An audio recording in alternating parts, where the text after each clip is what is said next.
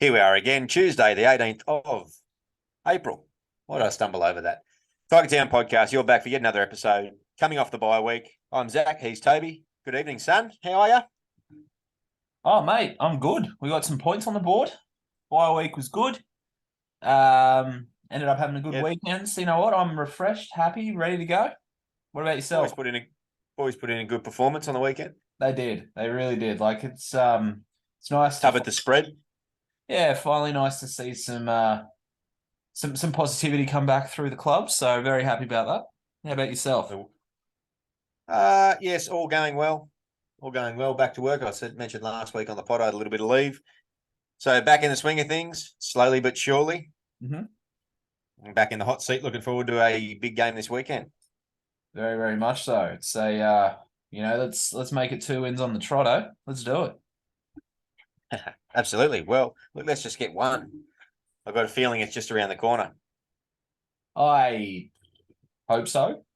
But after watching Manly's performance against Melbourne, I'm not confident because they were very good. So, Yeah, they were good. They played quite well. They played that up-tempo, bash 'em up style of footy, and they got the better of Melbourne. I think Melbourne this year can be gotten, I guess, in that way. They don't have that pack full of hardheads. If you count Asafa Solomona, they're missing four of them from the last number of 3 to 5 years, I guess, where they've had those guys in those positions as enforcers to be able to hold up the middle. So, yep. yeah, it's a pretty good game plan to attack Melbourne, if I'm being honest, because I think if you've got enough firepower through the middle, then you can certainly do some damage and ruffle their feathers a little bit. That being said, I did watch that game, and Melbourne, I reckon, were playing like the Tigers at times in terms of the amount of chances they squandered, some of the mistakes they made. Well, it doesn't help that their best player was playing out of position as well. So, but yeah, Yeah, Munster's played a fair bit of fullback over the years, so he has, but it's definitely not his best position, and I think we can agree on that part. So he needs to yeah. be into the And action a lot more than he is. one thing that I was thinking about actually watching that game and then following is you never hope for an injury, but I was partly hoping that somebody possibly was unable to make it based upon the high intensity nature of last week's game, make it to this week's game, but doesn't seem to be the case. But I do wonder about whether it's mentally and physically what a game like that takes out of a side, and whether or not they have the capabilities, not necessarily Manly, but teams in general, to be able to produce a similar or another high end performance like that 2 weeks in a row. Because that was pretty top shelf, high end semi final, end of season type desperation stuff from their forward pack in particular. Yeah, no, definitely. I think we all know what player you were talking about, and he did go off for a head knock, and I was like, oh, please be category one. Please be category one. Not that I wish any harm on him at all, but if he's category one, out for 11 days. I was like, do it, do it, do it. Didn't happen. So, but yeah, no, it's, I, it, I'm not as scared of Turbo as I have been in the past. I think he is still, Touch wood, find something to touch there. don't worry, the desk is That's made of wood. that's Um, dangerous. He looked pretty handy on the weekend. A he did. few small touches of class, but he's But there.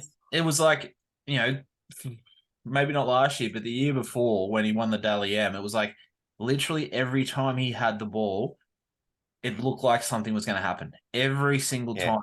And then you like he It did, was it was it was untouchable. It was like Benji in '05. It was like Hayne in '09.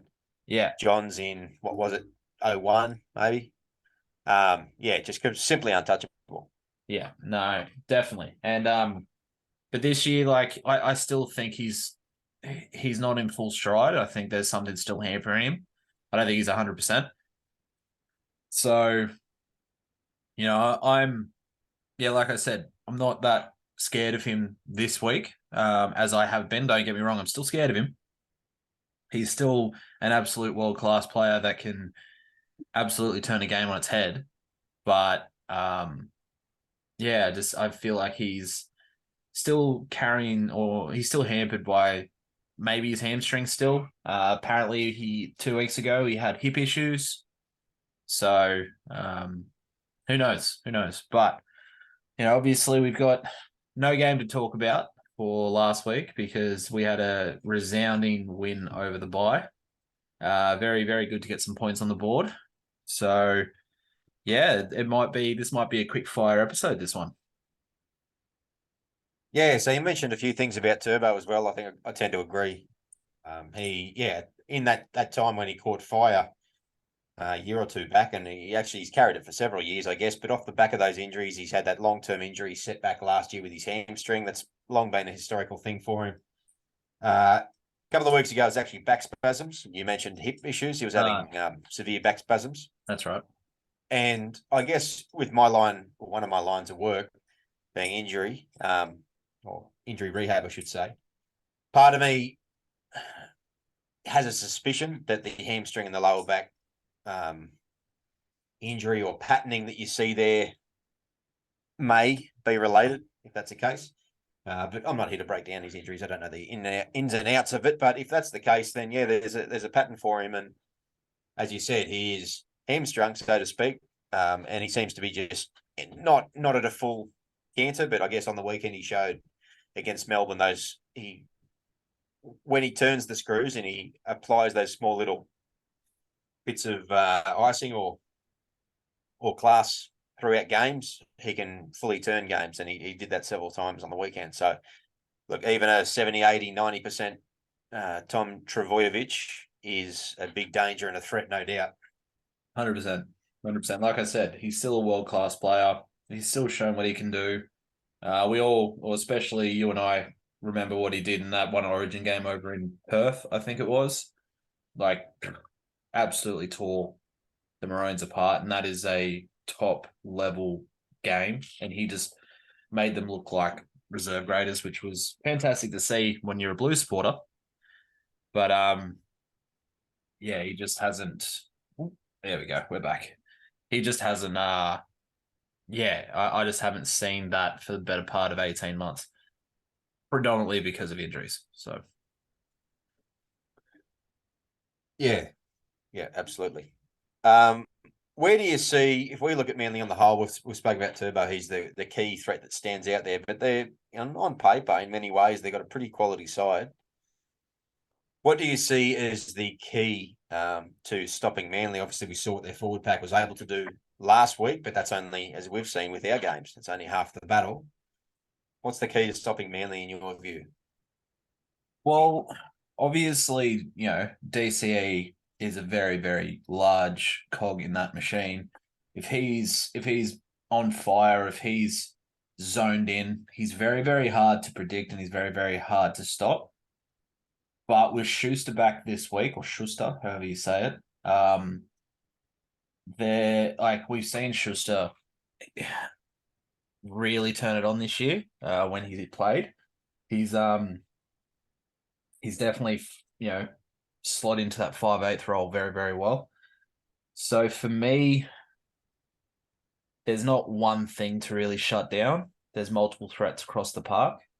But if we get in the faces of DCE and Schuster, I think that we can go a long way from them. Obviously the decision making dwindles a little bit. Their time to make the right decision dwindles a little bit. But what it also does, if you can shut them down, it might give a little bit of a domino effect of Turbo injecting himself into the game. So, look, I can't categorically say one thing about Manly because I think they've got threats across the park, but I would like to see them put a lot more pressure on the halves than they have the Tigers put a lot more pressure on the halves than they have been. Really get off their line, really get in their face and cut down their decision-making time. What about you? Yeah, I couldn't agree more. That's actually what I was going to say. Watching a couple of Manly's games, not uber closely because I haven't had an excuse to, but Daly Cherry Evans still seems to be the major linchpin in that attack. Turbo or no Turbo. I think that the winning average with him versus without him is better than Turbo's one from memory. Remember seeing something about that late last year, and that's surprising because the Turbo win ratio is pretty high. No, Yeah, Yeah, I think better than just about any other halfback in the league at the moment, and he's done it for a long time. And to be honest, I'm surprised by how good he is and his longevity, Cherry Evans. But more than just about any halfback in the league, I think he gets his team around the park better than any other. Maybe barring an Adam Reynolds or something, Jerome Hughes on occasion. Mm. And what I mean by that is he just controls the tempo of the game, controls field position primarily with his kicking game, but just his vision, his heads up play is still as sharp as it ever was.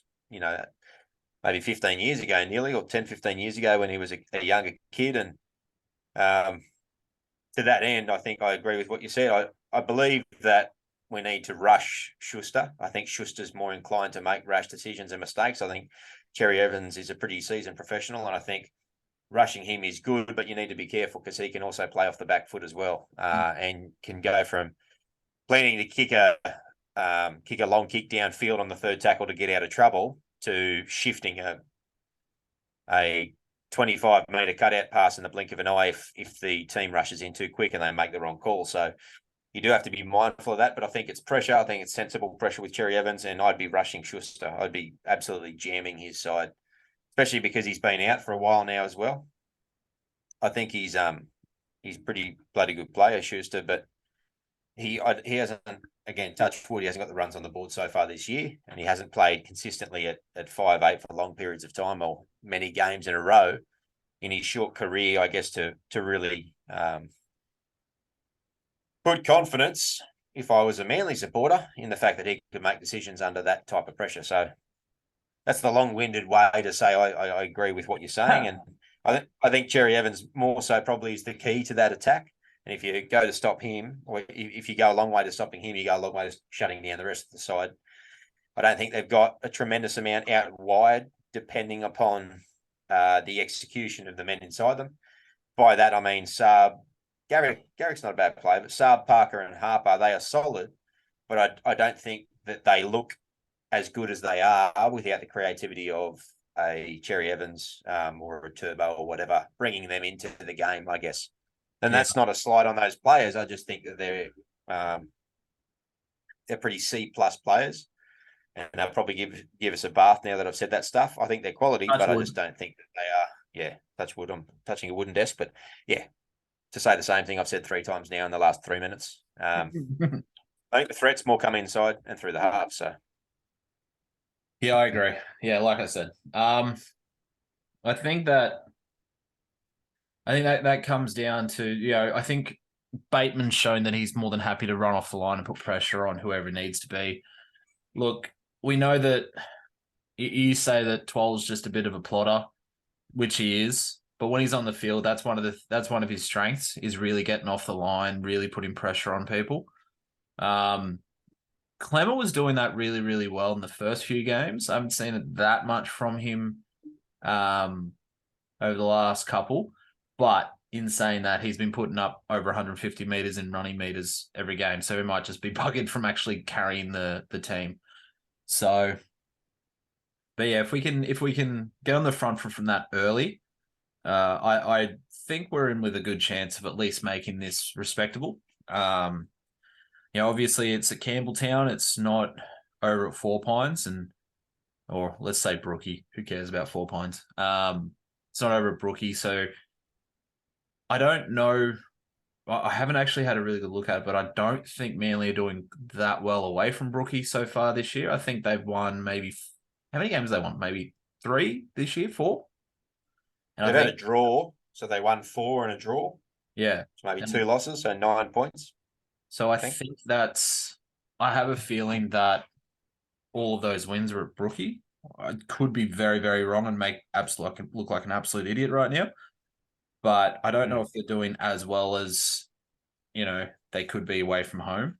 I'm just double checking that now.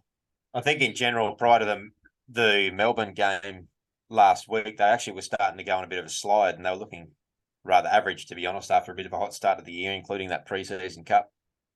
So they're a bit of a difficult team to get a bit of a read on, I think, as well. Well, there you go. I actually was right. Every game that they've won has been a Brookie. And every game even the draw was a Brookie. and the games that they've lost were not and away from home. They weren't like in a state or anything. They lost against the Rabbitohs away from home, but then they got flogged by the Panthers away from home, and they're both in Sydney. So, but they're two both quality teams. So Good teams, obviously. Yeah. Let's. I think at this stage maybe go through our lineup for the Tigers, and we'll start to break that down a little bit to talk about. So at fullback, we've got Jareen Buller, Charlie Staines, and Junior Tupou on the wings. Stafford Toa and Asu Kapoa in the centres. Wakeham comes in at 5'8" to replace Dewey. Brooks at halfback. Matuka Manu and Clemmer at prop. Coruscant and captain at hooker. Papali'i and Bateman on the edges at 11 and 12. And Fanua Pole in lock. Interchange bench. New look interchange bench is Laurie at 14, Offahangawi 15, 12, 16, and Tommy Talau back from a broken nose in 17. Reserve list then 18 through 22 goes as follows: Alex Seyfarth, Sean Bloor, Matamua, Nofaluma, and Jake Simpkin. Let's just start from the start, mate. We've got a brand new fullback and a brand new debutant, I should say, this weekend, Jareen Buller. yeah, and we talked about him in the past. We talked about him in preseason. We talked about him, the fact that obviously you've got big raps on him. And then Sheensy said that, he's been pushing for a start as well. Now, I'm not against this movement, but I don't think Charlie Staines did enough to lose his spot. I thought that he was actually quite good for us against Parramatta on Easter Monday. So I think that's a bit of a kick in the guts to him. But yeah, keen to see what the kid's got. Keen to see how it's going to work out. Keen to see how the whole rotation is going to work out, especially considering we've got Laurie on the bench. So, Yeah, he 21-year-old Buller, he's played through Flag and played last year in New South Wales Cup, and he played pretty well from the limited minutes I saw of him. Certainly nothing spectacular, but I think as he started to grow and evolve, and he had a full preseason with the full-time squad in the off-season, Sheens came out of the blue and gave him gigantic raps and reckons he's going to be something. And so we've heard a bit about him in the preseason. We saw a little bit of him in the trials briefly, and what we saw, he was good. I think he had an error or two maybe, but he looked pretty solid at the back. He supported really well, and he set up a try in the Canberra trial? One of them, maybe the Warriors it wasn't trial. the Canberra trial, it was the Warriors trial. Second half of the Warriors trial, maybe, yeah, and looked quite good. So, yeah, look, he's a young 21-year-old fullback from Keebra up on the Gold Coast. Same school that Benji went to, so he's been in the side or in the system now for a good couple of years, and they've got big raps on him. So, in many ways, I think it's a strange time to choose a debutant so early in the year. I don't actually know how he's playing, because my understanding was he was on a train and trial up to a development maybe next year. From memory, I'd have to double check that. And I know the train and trialists in New South Wales Cup contracts aren't eligible to play until after round 10. So whether there's an exemption there, whether he's been bumped up to the 30 and we haven't been told about it, not sure what the go is, but we're going to see him play and starting in fullback. I figure this is obviously somebody that they've got big plans for and big raps on, and so throw him in. I agree with you. I don't know that Staines did enough to warrant, I guess, yeah, as you said, being demoted. But he'll do a job there at number 2. Junior Tupou obviously picks himself after his effort last time, I think, Toby. And then we've got Stafford Toa and Kapoa in the centres. Now, we were pretty outspoken about Toa defensively last time. Are you surprised to see his name there? Yes, especially with Talau back. Definitely surprised to see him there. But in saying that, his defensive issues were on the wing. He's back in the centres. I thought, he's been solid when he's played in the centres. So I personally think that centre's harder to defend out than the wingers,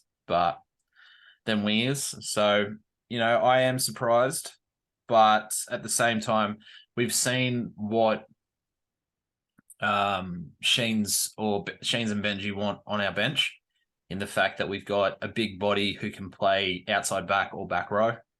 So I guess we're just going to have to wait and see and hope to God that those defensive lapses or the lot of defensive lapses we saw from Toll were just purely because he's not a winger. So, Yeah, and as we mentioned earlier, I don't know that the threat, again, I'm touching wood, but the threat of Morgan Harper, who he'll be marking, I dare say, is as high as what marking Steve-O on the wing was. So he might have that at his disposal. I don't know that he's necessarily a bad defender. I think he just in the past has been a bad decision maker out in those out wide positions. So fingers crossed that, I guess, he's able to have a good game defensively, and we can go from there. The big one then, as we scroll down, mate, through the team is obviously Brendan Wakeham. I don't think that that's a great surprise with him coming in for Dewey, who's confirmed out for the season as a minimum. He'll be needing a third ACL reconstruction. What do you think Wakeham brings to the side, and do we lose a lot? look, what Wakeham brings is a little bit of structure. He brings a little bit of management, which is definitely something that we've been lacking. And, he wasn't fantastic in the last game we played, but the whole team was pretty pus, if I remember correctly. What game was that? Was that Bulldog? No, it wasn't Bulldogs. It was because he actually Broncos, wasn't it? Broncos. Yeah, the whole team was pus. There was nothing there that you can single out purely him for. Yeah, it's a sad way that it's come about because as critical as we have been of Dewey, you don't want to see that at all, especially considering it's been confirmed he'll be out for 12 to 16 months. So he might not even play until middle of 2024, which is really, really sad. It is what it is. Unfortunately, this is the nature of the sport. But with Wakeham, yeah, like I said, just direction, management, and just I think it frees up Brooks to just use his running game and his eyes up football, and that's what we saw in that second half against the Eels was eyes up football from Brooks. That like the perfect example is that cutout pass to Capola to set up Capola try, but because that was the fifth. And instead of putting the ball, he saw that they've rushed him, and he's on the outside of his opposite center, and beautiful pass, and that was eyes up football. And with a bit of a management that Wakeham will bring, it gives Brooks a little bit more time to do that, a little bit more space to do that. So He's a very different player to what Dewey is, isn't he? I mean, he's named in that 5/8 position, but I think we'll know from last time and the way that the dynamic works with Brooks that he'll play more of that guiding around 7, so that general style 7, just getting the kicks in, long kicks, trying to find ground, kick to the corners, controlling somewhat of tempo of the game. Whereas Dewey and Brooks were basically, we've said many times, 2 running 5/8s. And they're very much sort of stuck to their own sides unless they had a big backline swing or a big set play in place. So I actually like the fact that he's there in some ways because it shows the two halves are very different. Then I know Brooks and Dewey are different players, but in some ways they are run first 5/8s.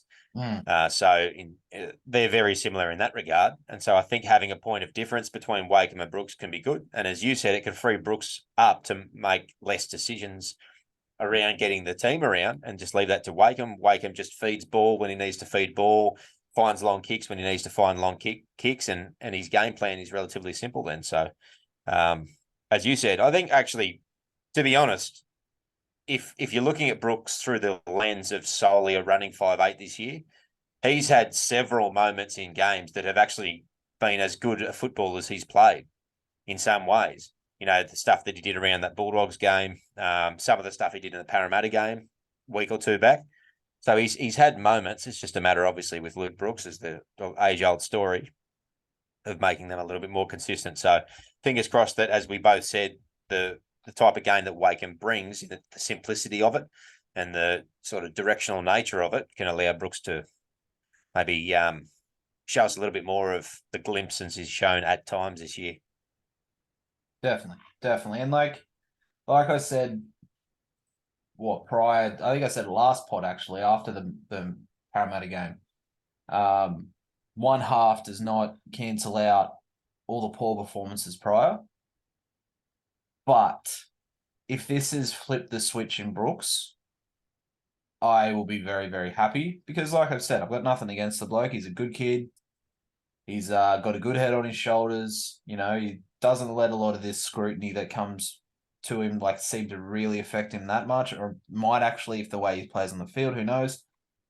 But he just hasn't been playing the way we need him to play, and for a team that has suffered as long as we have, especially from a supporter base, you know, some players don't give a shit.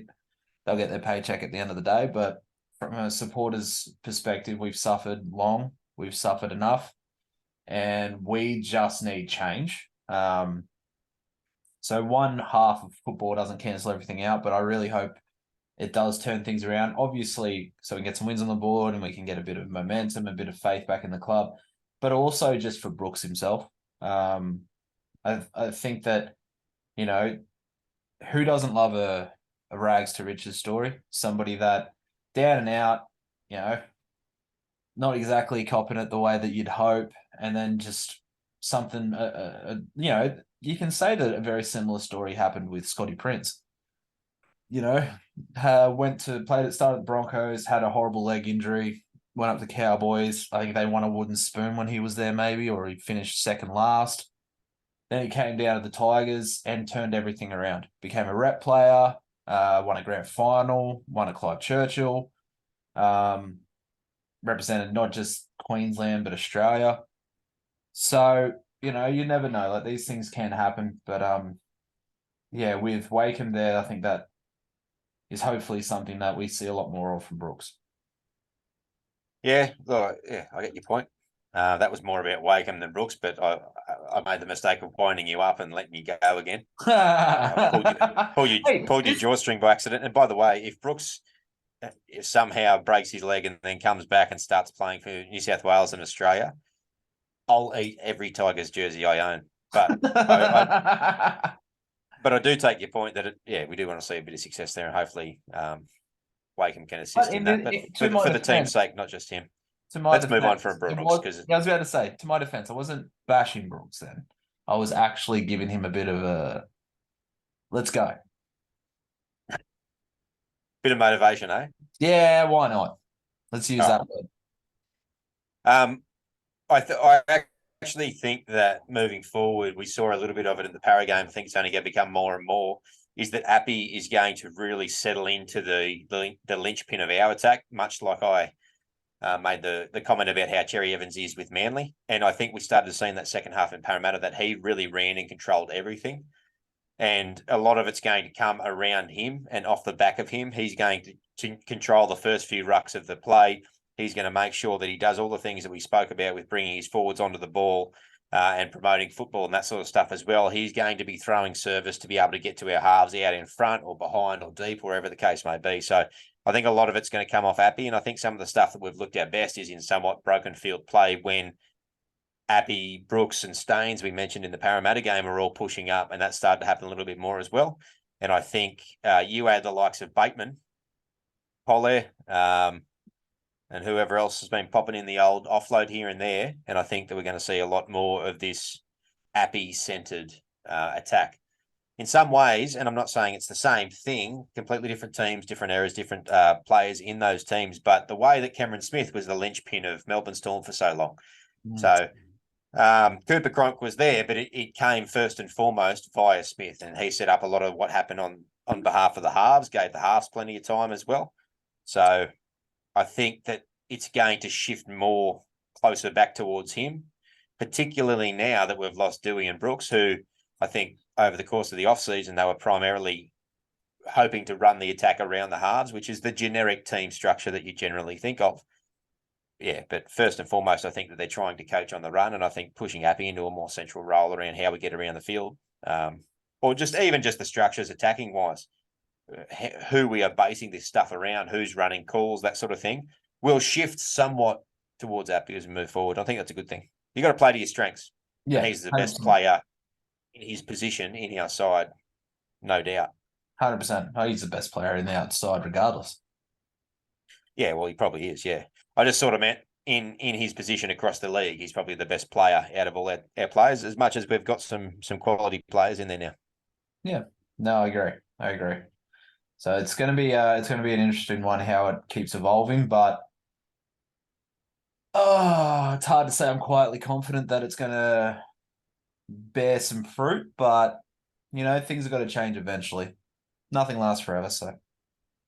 Yeah, as we have been trying to see the forest for the trees, we've been looking at the fact they have been actually improving week on week in marketable areas, and they are hitting or ticking a number of boxes in the stat department. So, as a few people have mentioned in the last couple of weeks, I think this side is a lot closer than what it might seem. 0-6. Anyway, I just wanted to go through and mention a couple of quick things on the bench to you, and maybe just get your thoughts on that. Offa Hengawi and Twal, I guess, sort of pick themselves as prop rotations. Offa Hengawi at a pinch could play second row if required, but our interchange they've gone for Laurie, who's bumped out our second hooker in Simpkin, and Tommy Talau in 17. So essentially two outside backs, although Laurie obviously has the capacity to play that utility value. He can play wing, he can play fullback, centre at a pinch, he can play in the halves, he can play some dummy half. So he has that utility stuff.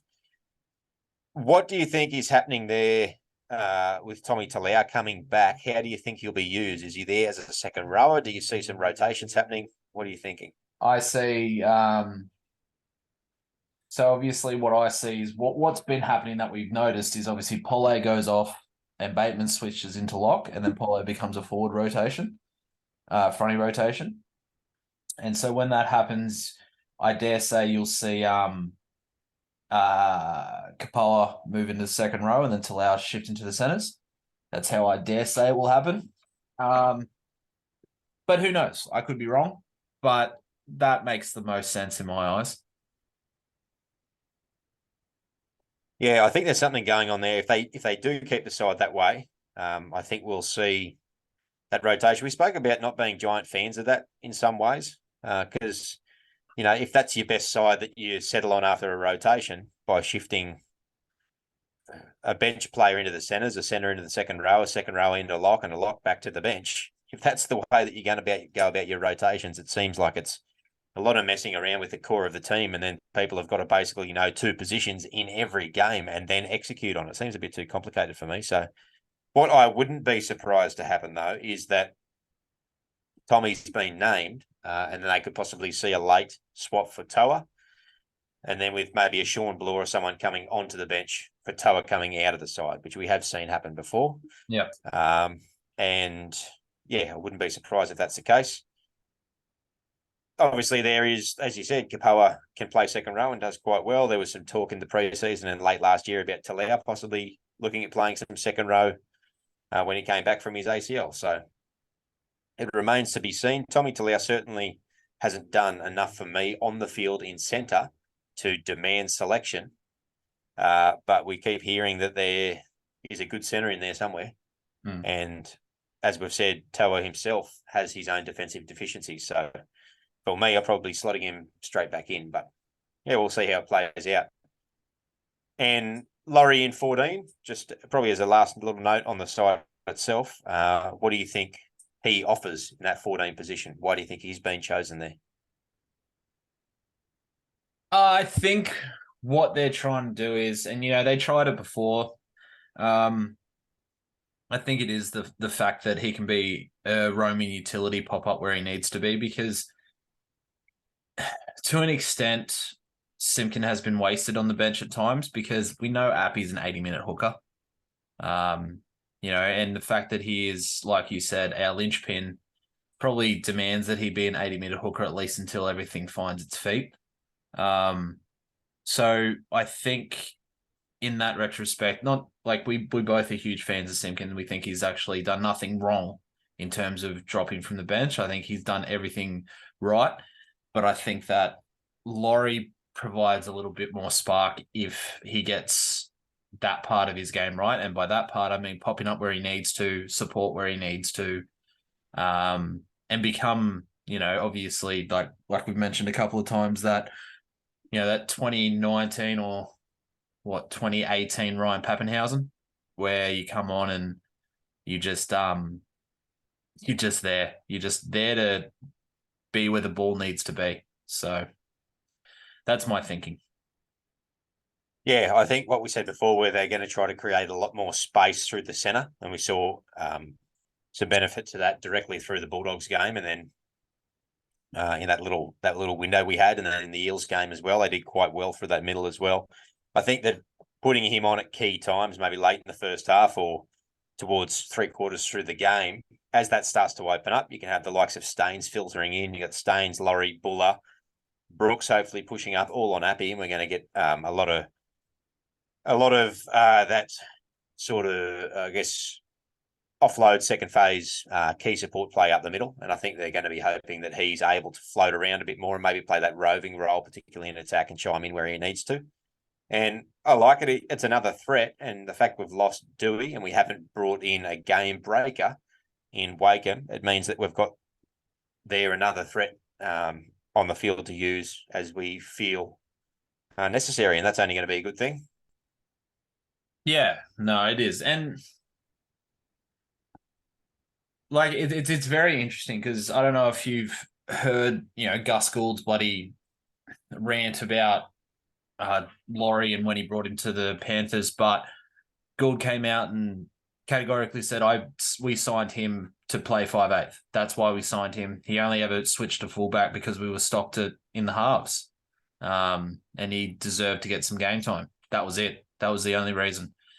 So you mentioned in numerous pods prior to this that he trained a fair bit, apparently trained a fair bit in the off-season, in the preseason, sorry, at 5/8. And while he had a dynamic 2021 with us, like we both think that he was easily, like he should have got the outright best player of the year award that year, but I think he shared it with Brooks. He hasn't really fired since then, and possibly it's because he's starting to fill into his body, so he's starting to slow down a little bit. I couldn't tell you, to be honest, but maybe this will give us the option of just using him purely for his ball playing skills and not your positioning, not anything like that. It's just your ball playing skills and getting you where we need you to be to create those opportunities. Yeah, look, Dane Laurie's not yet signed for next year. I don't know what sort of deal he's on. I'd imagine it'd be pretty cheap though.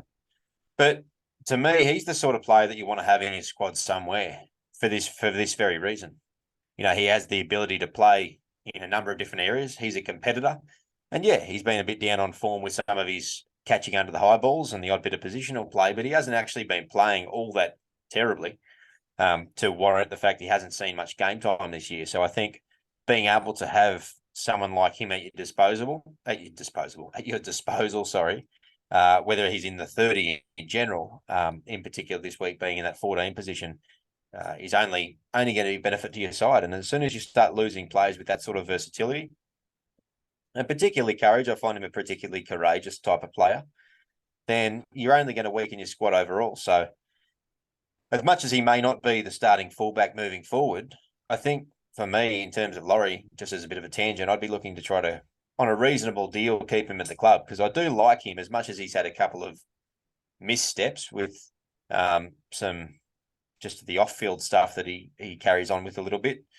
I think that's just youth and naivety. He's only 22, I think, at the moment as he is. So, yeah, look, I'd be looking to keep him around, provided it's the right deal, and provided that he wants to work for his spot. Because I don't mind Dane Laurie as a player, to be honest, and he always looks to me like he's on the cusp of breaking through in a game and just having an absolute blitzing game where he knocks everyone's socks off with an absolute barnstorming performance. And he always looks to me like he's just on the edge of that happening. So hopefully his ticket back into the side at the moment is via that utility spot, and he provides a bit of spark for us. Mate, 4:05 p.m. on Sunday at Campbelltown Stadium. We play the Manly Warringah Sea Eagles. No doubt it's going to be a hard game. How do you see the game playing out? Do you give us a chance?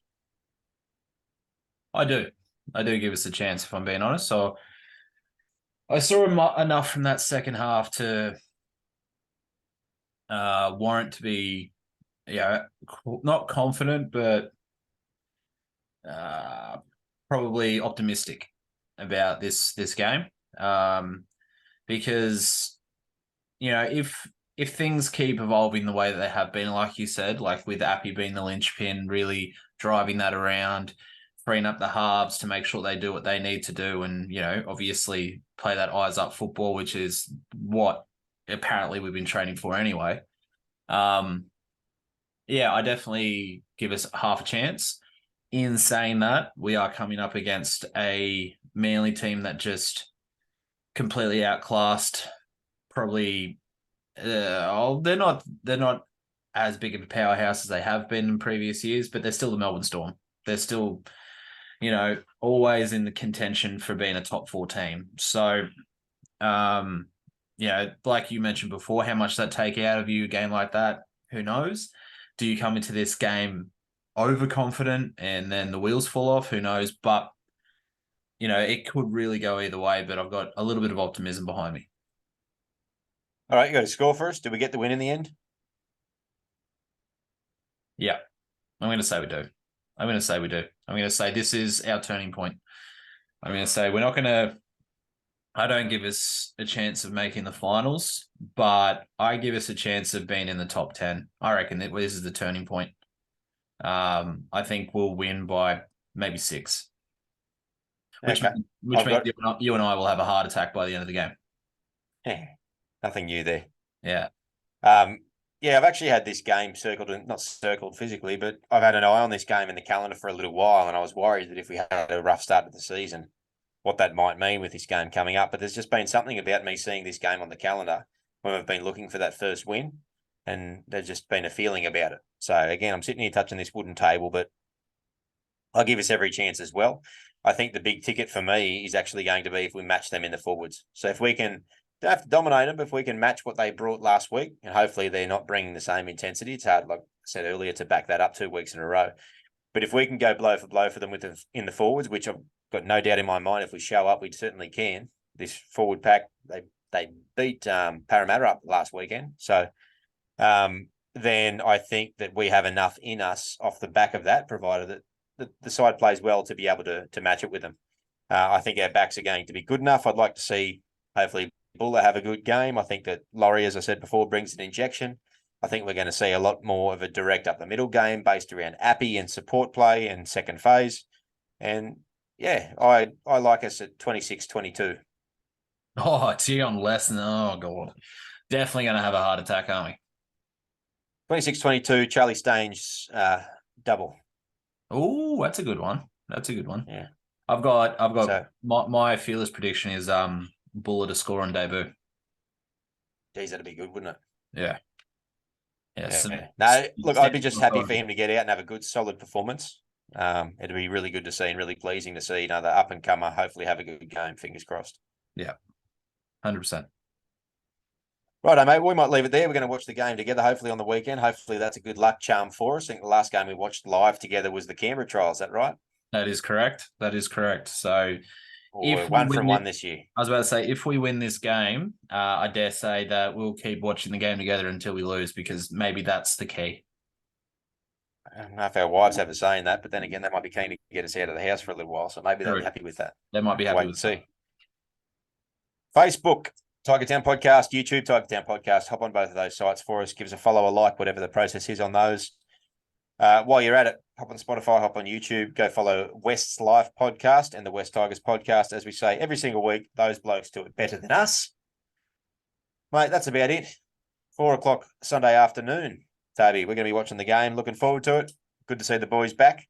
We survived the bye. We're on 2 points. We're off the duck egg. And long may it continue. Fingers crossed. All right, mate. That's it for the show for this week. I'll see you on Sunday. I'll see and hear and talk to everybody else next week. Good evening and go the Tigers. Go the Tigers.